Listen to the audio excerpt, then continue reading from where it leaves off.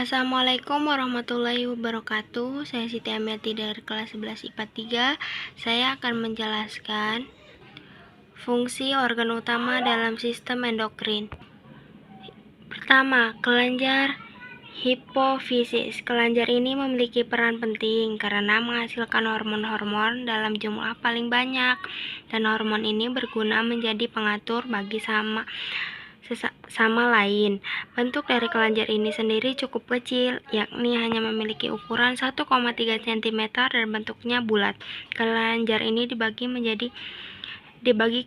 dalam 3 bagian, yaitu hipofisis pars intermedia, hipofisis anterior, dan hipofisis posterior. Kedua, kelenjar tiroid. Kelenjar tiroid memiliki fungsi yang sama dengan kelenjar endokrin secara umum, yakni menjadi pengatur bagi sistem metabolisme tubuh, mengatur bagi pertumbuhan dan perkembangan, hingga mengontrol aktivitas yang ada di sistem saraf. Akan tetapi, di kelenjar tiroid juga ditemukan hormon kalsitonin dengan fungsi sebagai penurun kadar kalsium yang ada pada tubuh. Caranya adalah dengan mempercepat absorpsi kalsium yang ada di tulang.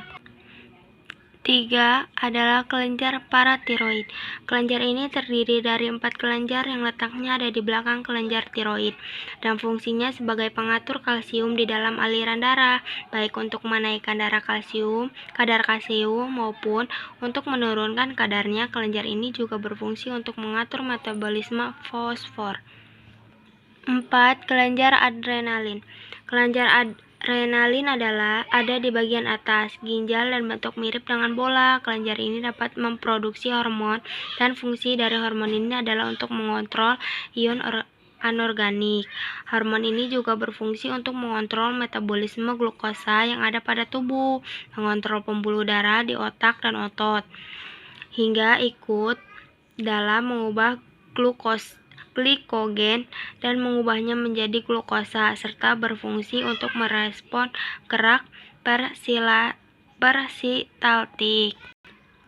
5. Kelenjar timus. Fungsi kelenjar timus adalah untuk membantu proses pertumbuhan kelenjar, lalu juga bertugas untuk mengurangi aktivitas yang ada pada kelenjar kelamin. 6. Kelenjar penal. Kelenjar penal adalah kelenjar di dalam otak yang berfungsi menghasilkan hormon melatonin. 7. Hipotalamus. Fungsi hipotalamus yang paling utama adalah homeostasis, yaitu memastikan dan mempertahankan semua sistem tubuh berjalan stabil. Hipotalamus menghasilkan hormon-hormon yang mengendalikan produksi hormon di kelenjar pituitari. Kelenjar pankreas. Fungsi kelenjar endokrin pada pankreas adalah mengeluarkan hormon, yaitu hormon insulin dan hormon glukosa. Kedua hormon ini berperan dalam mengatur kadar glukosa atau gula dalam darah. Fungsi kelenjar testis adalah organ yang sangat penting pada sistem reproduksi pria.